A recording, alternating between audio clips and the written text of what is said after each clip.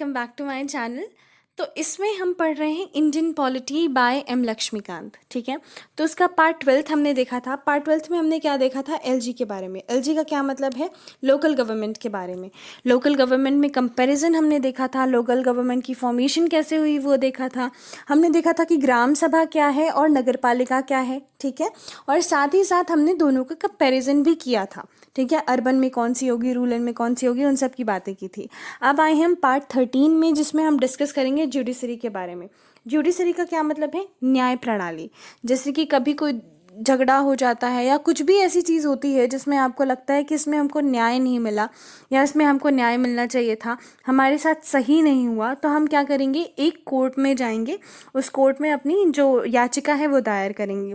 जो भी procedure follow होगा, जिस भी तरीके से आपको न्याय मिलेगा, उन सबको हम किस में पढ़ेंगे? जुडिशरी में डिस्कस करेंगे। ठीक है, तो बिगिन करते हैं अपना टॉपिक, जुडिशरी पार्ट 13। अब पहले इंट्रोडक्शन देख लो। तो देखो, जो जुडिशरी होती है उसका काम क्या होता है? To protects and to ensure the rule of a land. Rule of a land का क्या मतलब है? अब जैसे अलग अलग देश हैं, उनकी अलग अलग इच्छाएं हैं, अलग अलग कल्चर्स हैं, अलग अलग टारगेट्स हैं, उन सबको अचीव करने के लिए, सब में एक समानता बनाने के लिए क्या किया जाता है? अलग अलग नियम बनाए जाते हैं। ठीक है, तो जैसे हमारा देश है, उसमें कोई और नियम है, किसी और देश में कोई और नियम होगा, और इन सब नियम को फॉलो करना जो है, इन सब नियम को फॉलो किया जाए, इन सब नियम को प्रोटेक्ट किया जाए। ऐसा नहीं हो कि भाई हमारे में मानव अधिकार है तो उसकी अवहेलना की जाए, है ना। इन सब चीज़ों को देखना, परखना, ये सब काम किसका है? जुडिशरी का काम है। दो चीज़ें याद रखना, आपने यहाँ पे क्या पढ़ा है? एक आप टर्म पढ़ोगे इंडिपेंडेंट और दूसरा पढ़ोगे इंटीग्रेटेड। ठीक है, जैसे कि सेकंड पॉइंट ही कहता है, any other organs of the government including the executive and legislative must not restrain the functioning of judiciary. अभी यहाँ पे आपने क्या पढ़ा? इंडिपेंडेंट। सेकंड में, थर्ड में आप क्या पढ़ोगे? इंटीग्रेटेड। ठीक है, तो इसमें आपको क्या समझ में आता है? जब हम बोलते हैं कि जो जुडिशरी है वो इंडिपेंडेंट है, तो क्या है, किस तरीके से इंडिपेंडेंट है? फंक्शनिंग के बेसिस में। मतलब जो भी तरीके से वो काम करेगी। ठीक है, जैसे कि सुप्रीम कोर्ट है या मान लो हाई कोर्ट है। हाई कोर्ट में एक इंसान जाता है, वो कहता है कि मैं स्टेट गवर्नमेंट के अगेंस्ट एक याचिका दायर करना चाहता हूँ, मुझे लगता है स्टेट गवर्नमेंट ने मेरे साथ गलती की है, गलत किया है। ठीक है, तो अब जो कोर्ट हैं वो जो फंक्शनिंग करेंगे वो इंडिपेंडेंट तरीके से करेंगे। मतलब वो ऐसा नहीं सोचेंगे कि स्टेट है वो तो बहुत बड़ी गवर्नमेंट है, उनके पास तो बहुत पावर है, तो हम स्टेट गवर्नमेंट को जो है वो स्टेट गवर्नमेंट के साइड फैसला दें। ऐसा नहीं करेंगे, वो इंडिपेंडेंटली अपना काम करेंगे, बिना ये सोचे कि कौन बड़ा है कौन छोटा है, और अपना न्याय निकालेंगे। जो उनके लिए सही होगा वही वो न्याय देंगे। ऐसा नहीं होगा कि हाँ स्टेट गवर्नमेंट के खिलाफ तो हम न्याय नहीं दे सकते। ठीक है, तो इसमें आपको क्या पता चलता है? वो इंडिपेंडेंट है, उसमें किसी का दबाव कुछ नहीं काम करता। दूसरी चीज़ क्या है? इंटीग्रेटेड है। अब इंटीग्रेटेड कैसी है? ऐसी कौन सी जगह है जहाँ पे आपको जो कोर्ट है और जो गवर्नमेंट है उससे इंटीग्रेशन देखने को मिलता है, उससे एक लगाव देखने को मिलता है, एक कुछ तार जुड़े मिलते हैं। कहाँ मिलता है? जब हमारे जो प्रेसिडेंट हैं वो किसको इलेक्ट करते हैं? अपने जो सुप्रीम कोर्ट के जजेस हैं। तो कौन इलेक्ट कर रहा है? प्रेसिडेंट इलेक्ट कर रहा है। ठीक है, किसको इलेक्ट कर रहा है? सुप्रीम कोर्ट के जजेस को। तो जब जज इलेक्ट हो रहा है तो जजेस कौन है? अपने जुडिशरी का पार्ट, और प्रेसिडेंट कौन है? एग्जीक्यूटिव का पार्ट। तो दोनों हो गया, क्या हो गया? कनेक्शन हो गए। तो एक इंटीग्रेशन भी आपको देखने को मिलता है, एक तालमेल भी दोनों के बीच में देखने को मिलता है, और एक इंडिपेंडेंट, एक आज़ाद क्षेत्र भी आपको देखने को मिलता है जहां आपको न्याय मिलने की संभावनाएं ज़्यादा हैं। एक ये इंटीग्रेशन भी आप देख सकते हैं कि जो सुप्रीम कोर्ट है वो हाई कोर्ट से इंटीग्रेटेड है, हाई कोर्ट और डिस्ट्रिक्ट कोर्ट से इंटीग्रेटेड है। जैसे किसी ने, एक डिस्ट्रिक्ट कोर्ट ने एक नियम सुनाया, तो तुम हाई कोर्ट में जाके दोबारा उसको बोल सकते हो कि भाई जो न्याय मुझको मिला है मैं उससे संतुष्ट नहीं हूँ, मैं दोबारा याचिका दायर कर रहा हूँ, आप इस पर फिर से कार्रवाई कीजिए। तो जो हाई कोर्ट है वो जो भी निर्णय लेगा वो सारे डिस्ट्रिक्ट कोर्ट्स को मानना पड़ेगा, और जो सुप्रीम कोर्ट है वो जो निर्णय लेगा वो सारे हाई कोर्ट को मानना पड़ेगा। तो ये एक अलग तरीके का इंटीग्रेशन आपको देखने को मिलता है। ठीक है, जो सुप्रीम कोर्ट है वो कितना है इंडिया में? एक है। जो कितने हैं? वो स्टेट्स में है। और डिस्ट्रिक्ट कोर्ट्स क्या है? हर डिस्ट्रिक्ट में जो है वो कोर्ट्स हैं। Supreme court control the judiciary administration and judgments of the Supreme Court. The Supreme Court control the judiciary administration and judgments of the Supreme Court are binding on all other courts of the country. अगर supreme court ने कोई judgement दे दी, अगर supreme court ने कोई statement दे दी, तो जितने भी courts हैं उनको क्या करना पड़ेगा, उस जजमेंट का सम्मान करना पड़ेगा. सिर्फ कोर्ट्स क्यों, हर इंसान को. मतलब अगर जब सुप्रीम कोर्ट कोई भी जजमेंट देता है, वो जजमेंट बहुत सोच विचार के लिया जाता है, ठीक है, क्योंकि उसको फिर कोई चैलेंज नहीं कर सकता. ठीक है, जब तक उसको कोई चैलेंज नहीं कर सकता तो उनको बहुत बड़ी रिस्पॉन्सिबिलिटी होती है कि वो करेक्ट जजमेंट दें. ठीक है, तो जब भी वो कोई जजमेंट देते हैं तो उसको हर इंसान को, every citizen of India must consider and accept the judgment given by Supreme Court. कोई भी जजमेंट अगर सुप्रीम कोर्ट देता है तो हर इंसान को और हर कोर्ट को उसको मानना पड़ता है. फिर ऐसा नहीं है कि भाई डिस्ट्रिक्ट कोर्ट में हमको लगा कि हमारे साथ अन्याय हुआ है तो हमने हाई कोर्ट में चले गए, हाई कोर्ट में लगा तो हम सुप्रीम कोर्ट में चले गए, अब सुप्रीम कोर्ट वाली बात भी हमको अन्याय लग रही है. तो ऐसा नहीं है कि फिर तुम हाई कोर्ट में जा सकते हो या डिस्ट्रिक्ट कोर्ट में जा सकते हो. एक बार सुप्रीम कोर्ट ने जजमेंट दे दी मतलब दे दी, अब उसके बाद कोई उसकी नहीं सुनने वाला. ठीक है, अब जजेस ऑफ सुप्रीम कोर्ट के बारे में सुनते हैं. तो जो जजेस हैं ऑफ सुप्रीम कोर्ट वो दो लोग इलेक्ट करते हैं. बेसिकली एक करते हैं प्रेसिडेंट इलेक्ट करते हैं after consulting the chief justice of India. तो देखो इसमें एक कहानी है. क्या होता है कि जो प्रेसिडेंट हैं वो इलेक्ट करते हैं और चीफ जस्टिस जो हैं उनसे पूछ के इलेक्ट करते हैं कि अच्छा आप बताइए आपको क्या लगता है कि कौन से जो जजेस हैं उनको सुप्रीम कोर्ट का जज बनाना चाहिए. ठीक है, फिर उसके बाद जो कंसल्टिंग होती है उसके बाद जो प्रेसिडेंट हैं वो अपने हिसाब से इलेक्ट कर लेते हैं. इसमें दिक्कत क्या हो रही थी, जब इमरजेंसी का टाइम था. ठीक है, आप यहाँ पे पढ़ोगे दो जजेस के बारे में. ठीक है, आई एम सो सॉरी, दो जजेस के बारे में जिन्होंने क्या किया था, जो चीफ जस्टिस ऑफ इंडिया जो है अपॉइंट हुए थे जबकि वो सीनियर जज नहीं थे. ठीक है, देखो पहले से बताती हूँ, फर्स्ट पॉइंट से ध्यान से सुनना. जो जजेस सिलेक्ट होते हैं सुप्रीम कोर्ट के वो कैसे इलेक्ट होते हैं, प्रेसिडेंट इलेक्ट करता है, प्रेसिडेंट के पास पावर है कि वो इलेक्ट करेंगे, पर किसके कंसल्ट के बाद, चीफ जस्टिस के कंसल्ट के बाद. चीफ जस्टिस ऑफ इंडिया क्या होते हैं, ऐसे जज जिनकी एज सबसे ज़्यादा होती है उनको चीफ जस्टिस ऑफ इंडिया बनाया जाता है. 2 बार ऐसा नहीं हुआ है. अब दिक्कत क्या हो रही थी कि एक बार क्या हुआ, इमरजेंसी के टाइम पे, जब इंदिरा गांधी इमरजेंसी का टाइम चल रहा था तो उन्होंने सुप्रीम कोर्ट के जज को चेंज कर दिया था. ठीक है, चेंज कर दिया था एज इन जिसको सब लोग सोच रहे थे बनेंगे वो नहीं बने थे. ऐसा जब हुआ तो सब लोग कहने लगे कि जो एग्जीक्यूटिव है वो बहुत इंटरवीन कर रहा है सुप्रीम कोर्ट के प्रोसेसेस में. मतलब कि अब वो प्रेसिडेंट को इलेक्ट करना है तो प्रेसिडेंट अपनी मर्जी से कोई भी जज ला के खड़ा कर देगा कि चलो ठीक है ये हमारे फेवर में है, ये हमारी पार्टी के फेवर में है. ऑल द प्रेसिडेंट की कोई पार्टी नहीं होती, ऑल द प्रेसिडेंट का कोई फेवर नहीं होता, बट स्टिल लोगों को लगने लगा कि हो सकता है प्रेसिडेंट अपने मन से कोई भी सुप्रीम कोर्ट का जज अपॉइंट कर दें. ठीक है, अब इंडिया में कोई भी पावर सिर्फ एक इंसान को दी नहीं गई है. तुम किसी भी पावर की बात करते हो तो 2 लोग हमेशा कनेक्टेड रहते हैं, प्रेसिडेंट प्राइम मिनिस्टर हमेशा कनेक्टेड है ना. तो ऐसे ही इसमें प्रेसिडेंट को पूरी पावर नहीं दे सकते थे. तो सब लोगों को लगने लगा कि अगर ऐसा होगा कि प्रेसिडेंट अपॉइंट करेगा सुप्रीम कोर्ट के जज को तो प्रेसिडेंट अपनी मर्जी से सुप्रीम कोर्ट के जज को इलेक्ट कर लेगा. तो लोगों ने कहा कि नहीं, हम चीफ जस्टिस ऑफ इंडिया का जो डोमिनेंस है वो बढ़ा देते हैं. ठीक है, तो उन्होंने कहा कि हम चीफ जस्टिस का डोमिनेंस बढ़ा देते हैं, अब जो चीफ जस्टिस चाहेंगे वो जज होगा. इसमें दिक्कत क्या हो गई, नेपोटिज्म आ गया. जो लोग चीफ जस्टिस ऑफ इंडिया से कनेक्टेड थे उन लोगों को सुप्रीम कोर्ट का जज बनाया जाने लग गया. तो अब जो एग्जीक्यूटिव पार्ट था वो गुस्सा हो गया कि अब तुम अपनी मर्जी से गवर्नमेंट कह रही हो, अपनी मर्जी से सुप्रीम कोर्ट के जज बनाने लगोगी.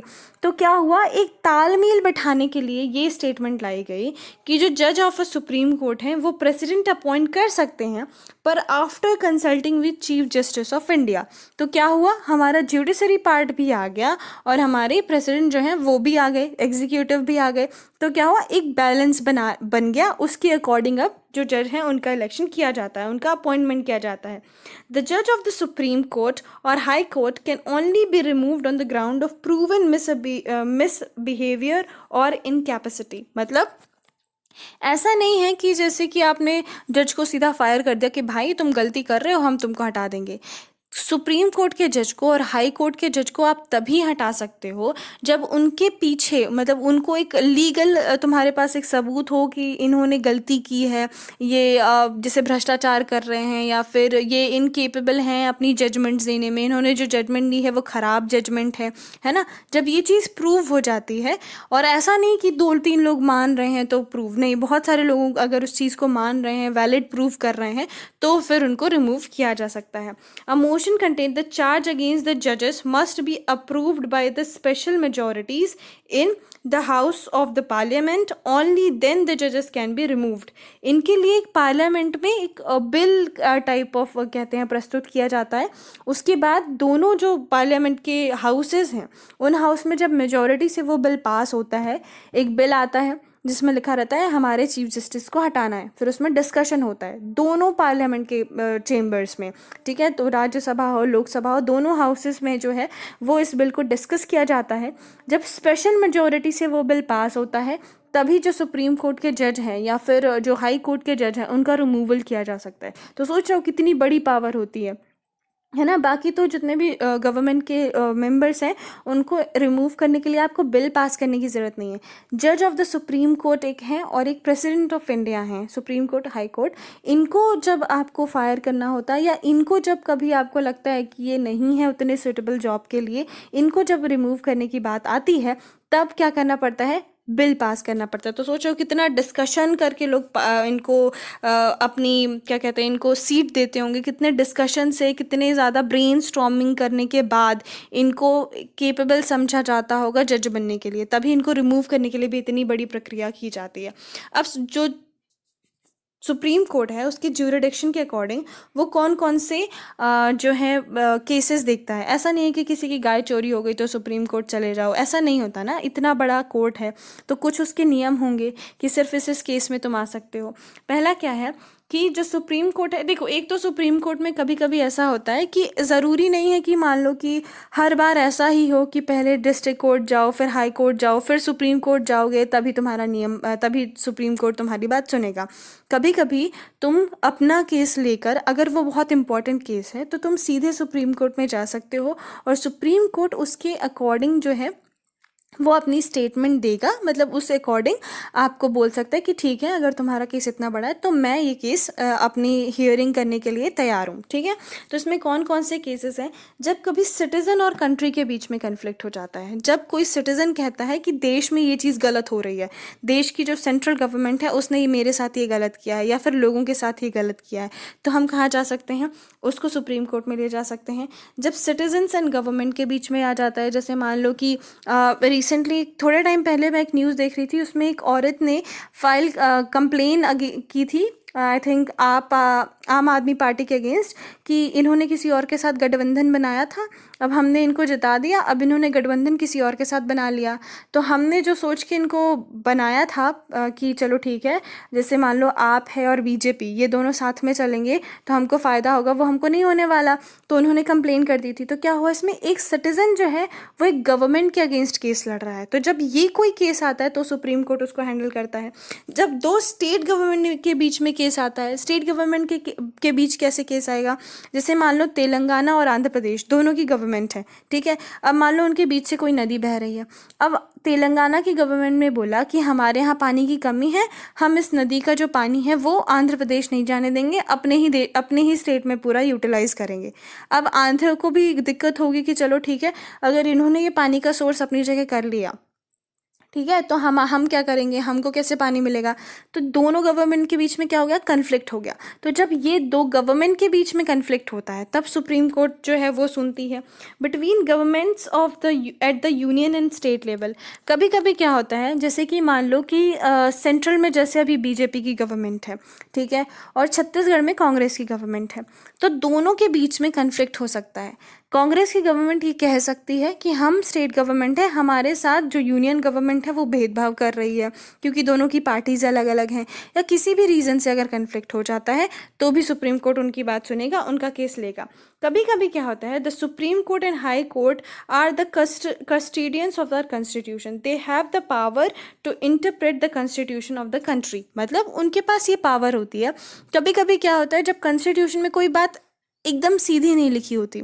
जैसे कि अगर आप लिटरेचर की ही बात कर लो, कॉन्स्टिट्यूशन छोड़ो, लिटरेचर की बात कर लो, हिंदी लिटरेचर की बात कर लो, संस्कृत लिटरेचर की बात कर लो, इंग्लिश लिटरेचर की बात कर लो, जो चीज़ एक्चुअली वो कहना चाहते हैं वो नहीं कहते, वो कोई ऐसी स्टेटमेंट कहते हैं जो दोनों से अलग होती है। अब जैसे मुझे ये हमेशा यही एग्जाम्पल याद आता है जिसमें तुलसीदास ने ये कहा था कि हनुमंत की पूंछ में लगन न पाई आग, लंका सारी जल गई, गए निशाचर भाग। तो इसमें क्या लिखा है कि हनुमान जी की पूंछ में आग नहीं लगी और सारे जो लंका थी वो सारी जल गई और जो सारे राक्षस थे वो मर गए। तो ये तो इम्पॉसिबल सी बात होती है ना। तो इसका ये मतलब ये नहीं था, इसका मतलब ये था कि हनुमान जी की पूंछ में जैसे ही आग लगी उन्होंने सारी लंका को जला दिया, सारे राक्षसों को भगा दिया, ठीक है। लेकिन इसका मतलब ये बिल्कुल नहीं था कि उनकी पूंछ में आग ही नहीं लगी फिर भी लंका जल गई, है ना। तो दोनों स्टेटमेंट में डिफरेंस है ना। ऐसे ही जब कॉन्स्टिट्यूशन में क्या है, कुछ कुछ चीज़ें लिखी गई हैं जो एकदम स्टेटमेंट एकदम क्लियर नहीं है। जैसे कि एक स्टेटमेंट ये थी कि कॉन्स्टिट्यूशन में अमेंडमेंट किए जा सकते हैं। अब लोगों को ये कन्फ्यूजन था कि अगर कॉन्स्टिट्यूशन में अमेंडमेंट किया जा सकता है तो क्या प्रीएम्बल में अमेंडमेंट किए जा सकते हैं, क्योंकि प्रीएम्बल में बहुत सारे वर्ड हैं जो बाद में लाए गए हैं, है ना। तो जब ये वर्ड्स लाने थे, जब ये शब्द जोड़ने थे, तो एक बहुत डिफ़िकल्टी हो रही थी लोगों के लिए कि प्रीएम्बल में वर्ड्स चेंज करने चाहिए या नहीं। तो फिर सुप्रीम कोर्ट ने ये बोला कि ठीक है किए जाने चाहिए। पहले तो बोला था कि नहीं किए जा सकते, फिर बाद में बोला कि लेकिन प्रीएम्बल को वैसे ही अडॉप्ट किया गया है, वैसे ही लिखा गया है जैसे सारी कॉन्स्टिट्यूशन को लिखा गया है, तो ठीक है आप प्रीएम्बल में चेंज कर सकते हो पर उसका बेसिक स्ट्रक्चर मेंटेन रहना चाहिए, ठीक है। तो इस केस में क्या किया, इस केस में तुमको ये समझ में आता है कि हाई कोर्ट और सुप्रीम कोर्ट के पास पावर है कि वो जो भी चीज़ें कॉन्स्टिट्यूशन में लिखी हैं उनको अपने अनुसार पढ़ सकते हैं, अपने अनुसार उसको इंटरप्रेट कर सकते हैं, ठीक है। जैसे मान लो अगर उन्होंने ये हनुमान जी वाली बात कॉन्स्टिट्यूशन में लिखी होती तो कोर्ट के पास ये अधिकार होता कि वो उसको दोनों तरीके से पढ़ सकता है। जब उनको लगे ठीक कि भाई इसमें ये लिखा हुआ है कि आग ही नहीं लगी, तो वो उस तरीके से भी उसको प्रेजेंट कर सकता है और इस तरीके से भी कर सकता है कि नहीं आग लगी होगी, तुरंत लगी होगी और तुरंत लंका जल गई होगी। आई होप समझ में आएगा, थोड़ी कहानी सी हो गई पर थोड़ा सा समझना थोड़ी टाइम लगेगा पर समझ जाओगे, बहुत छोटी सी बात है, ठीक है। The Supreme Court can declare any law of a legislature or the action of the executive unconstitutional if such a law or action is against the provision of the Constitution.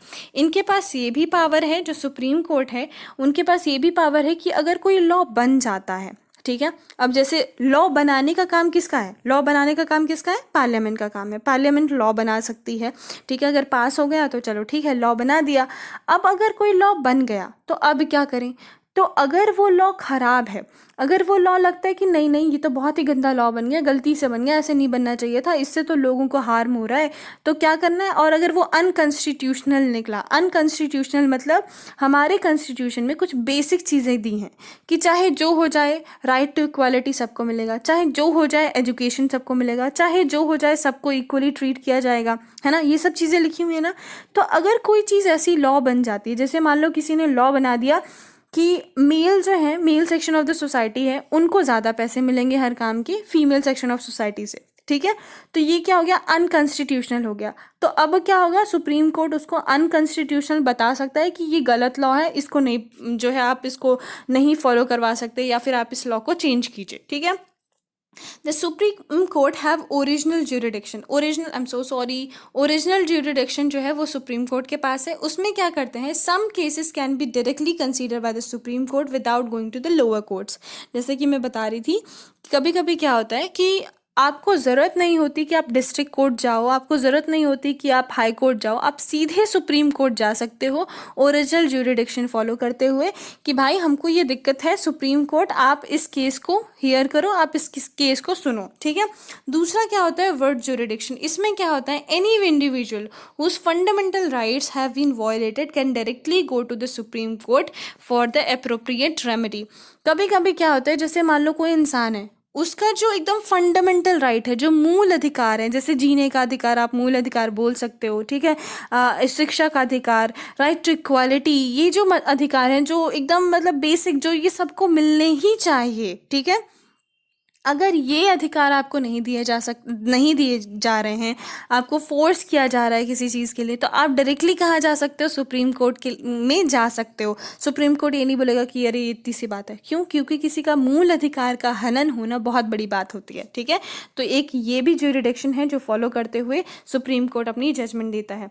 The supreme court is the highest court of appeal. Obviously आपको पता ही है कि अगर आप supreme Court के पास जा रहे हो, मतलब आप हाई कोर्ट और डिस्ट्रिक्ट कोर्ट के आगे जा चुके हो। वो सबसे बड़ा है, उससे बड़ा कुछ नहीं है, ठीक है। तो अगर आप अपील कर रहे हो वहाँ पे, तो वो हाईएस्ट कोर्ट है जहाँ पे आप अपील कर सकते हो।